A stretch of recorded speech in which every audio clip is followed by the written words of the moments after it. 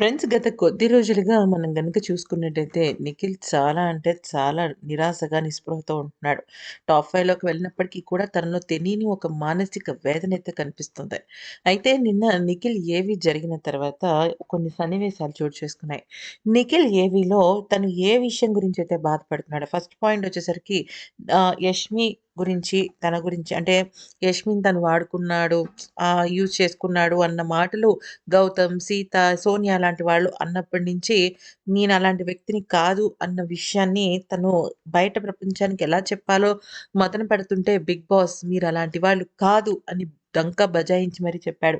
ఆ తర్వాత అంతే కాకుండా కావ్య తను కలవాలి అని చెప్పేసి నిఖిల్ కోరుకున్నాడు. అంటే నిఖిల్ బాధపడుతుంటే అది 'బిగ్ బాస్' కోరుకున్నాడు. సో, ఈ 2 విషయాల తర్వాత తనలో తెలియని ఒక రిలాక్సేషన్ వచ్చింది. అయితే నిఖిల్ ఫోటోలు తీసుకొచ్చి అక్కడున్న వాళ్ళందరికీ చూపిస్తున్న సమయంలో నిఖిల్‌ని 'బిగ్ బాస్' కన్ఫెషన్ రూమ్‌కి పిలిచాడు.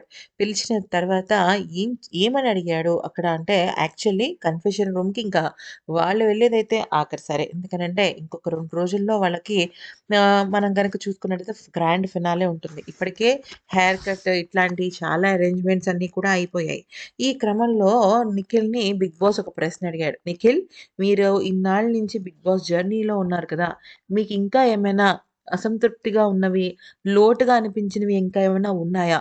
'బిగ్ బాస్' నుంచి మీకింకా ఏమైనా కావాలనుకుంటున్నారా? అంటే అప్పుడు నిఖిల్ ఒకటే మాట చెప్తాడు. ఏమనంటే ఈ 'బిగ్ బాస్' జర్నీలో మేమెన్నో సందర్భాలలో కష్టపడ్డాము. ఆ సమయాల్లో మిమ్మల్ని నేనెన్నో అడగాలనుకున్నాను. ముఖ్యంగా వంట చేసుకుంటున్నప్పుడు ఇన్ఫినిటీ టైమ్ అడగాలనుకున్నాను. అది మీరు మాకిచ్చేశారు. అంటే లైఫ్ అనేది ఇలానే ఉంటుంది. వన్స్ మనం ఒక గోల్ అచీవ్ అయిన తర్వాత కష్టాలన్నీ పోతాయి అన్న విషయాన్ని మీరు మాకు ఇలాగా ప్రాక్టికల్‌గా చూపించటం మా లైఫ్‌కి చాలా ఉపయోగపడుతుంది. నా కోరికలేమి లేవు 'బిగ్ బాస్.' నాతో పాటు ఉన్న వాళ్ళందరూ హ్యాపీగా ఉండాలనుకున్నా. మా మదర్ ఇక్కడికి రావాలనుకున్నా వచ్చారు. తన అమూల్యమైన ఈ గిఫ్ట్ ఇదిచ్చారు, అడ్వైస్ ఇచ్చారు.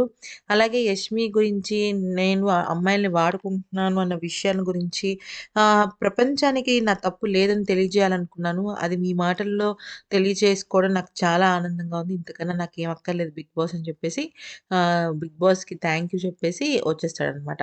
అది జరిగింది.